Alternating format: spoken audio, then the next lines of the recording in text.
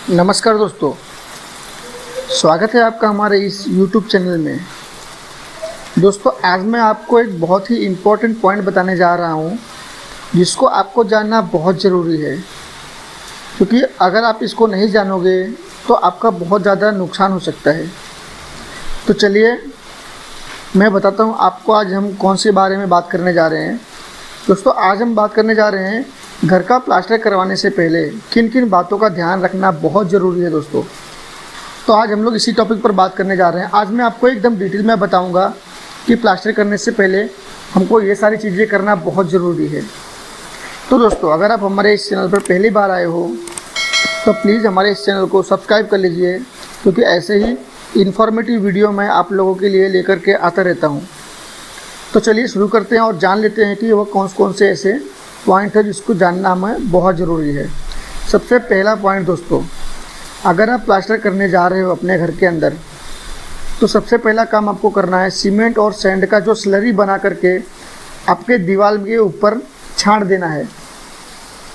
उससे क्या होता है, जो आपका आपने ब्रिक यूज़ किया है या फिर आपने ब्लॉक यूज़ किया है ब्रिक वर्क करने में, तो उसका जो सरफेस होता है वो फिनिश होता है। अगर आप सीमेंट और सैंड की स्लरी बना के उसको दीवार के ऊपर छांट मारोगे तो वहाँ पर क्या एक रफ सरफेस क्रिएट होगा। तो उससे जब आप प्लास्टर करोगे तब प्लास्टर की पकड़ बहुत अच्छी बनेगी और प्लास्टर आपका बहुत मजबूत होगा, सालों साल चलेगा और जल्दी क्रैक भी नहीं पड़ेगा और जल्दी प्लास्टर छूटेगा भी नहीं आपके ब्रिक से।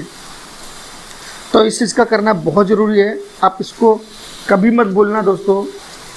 बहुत ज़्यादा खर्चा नहीं होता है इसमें, बट आपका प्लास्टर बहुत दिन तक चलता है यह काम करने से।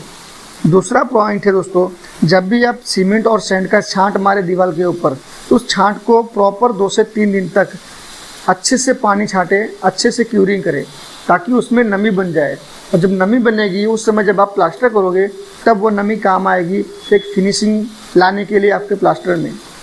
तो इस चीज़ का भी खास ध्यान दें।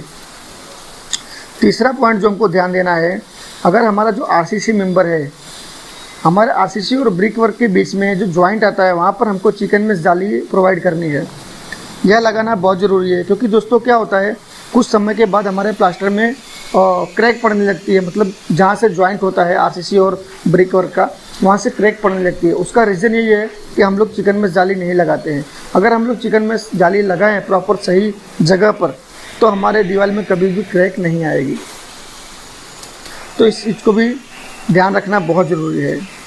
चौथा पॉइंट से आरसीसी मेंबर में हैकिंग करना, मतलब कि टाँचा मारना। जहाँ भी हमारा आरसीसी मेंबर है, मानो कि हमारा सीलिंग है, हमारे छत की सीलिंग है, तो हमको हमारे छत में टाँचा मारवा देना है, मतलब हैकिंग कर देना है और रफ कर देना है, ताकि जो हमारा प्लास्टर है वो अच्छे से पकड़ बना सके, सीलिंग में भी और कॉलम में भी, जितने भी आरसीसी मेंबर हमारे घर में आते हैं।